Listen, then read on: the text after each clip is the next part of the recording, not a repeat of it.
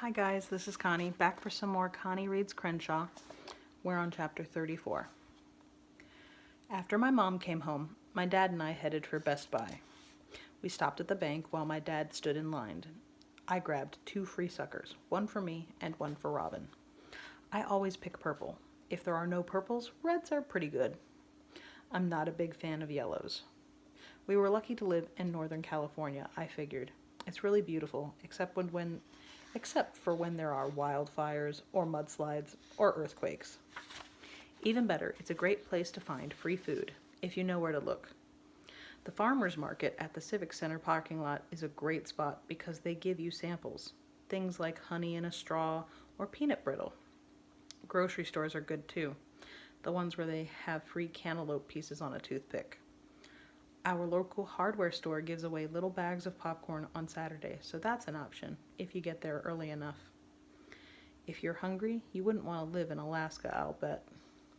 They probably don't have outdoor farmers markets very often. Although in Alaska they do have grizzly bears. I would very much enjoy meeting one of those guys. From a nice, safe distance, a grizzly bear's front claws can be 4 inches long. Around here, it's easier to be hungry in winter than in summer. Most people wouldn't expect that, but during the school year you can get free breakfast and lunch and sometimes after-school snacks. Last year they stopped having summer school because there wasn't enough money, so that means no breakfast or lunch when school's out. They do have free food at the community center food pantry, but that's pretty far away. My dad doesn't like to go there. He says he doesn't want to take food from people who really need it.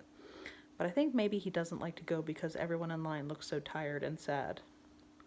After the bank, we went to Best Buy, which is this giant store filled with TVs and computers and cell phones and things.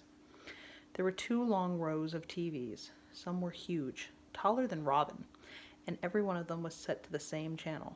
I guess there are a lot of Giants fans working at that store. When Matt Cain pitched a curveball, 20 balls flew across 20 screens. One TV sky was a deeper blue. One TV field was a softer green. But the movements were all the same. It was like being in a house of mirrors at the county fair. Lots of people paused to watch the game with us. The clerks watched too, when they could get away with it. When one of them asked my dad if he had any question about the TVs, he said we were just looking. During the 4th inning, something weird happened. Extremely weird. On everybody else's TV, there were 2 announcers sitting in a booth. They were wearing black headphones, and they were pretty psyched about a triple play. On my TV, there were 2 announcers sitting in a booth. They had black headphones, and they were excited too. But on my TV, one of the announcers was a cat. A big cat. "Crenshaw," I said under my breath. He was looking right at me. He waved his paw. I looked at my dad's TV. I looked at all the other TVs. None of their announcers were giant cats. "Dad," I sort of whispered, gulped the word. "Did you see that play?" he asked. "Amazing." I saw something else too. Crenshaw was holding up 2 fingers, making rabbit ears behind the other announcer's head. Weird, I thought, a cat having fingers. I'd forgotten Crenshaw had them. Weird, I thought, me worrying about that. "You didn't happen to see a cat just now, did you?" I asked in a casual voice. "Cat?" my dad repeated. "You mean on the field or something?" "The cat standing on his head," I said, because that's what Crenshaw was doing. A headstand on the desk.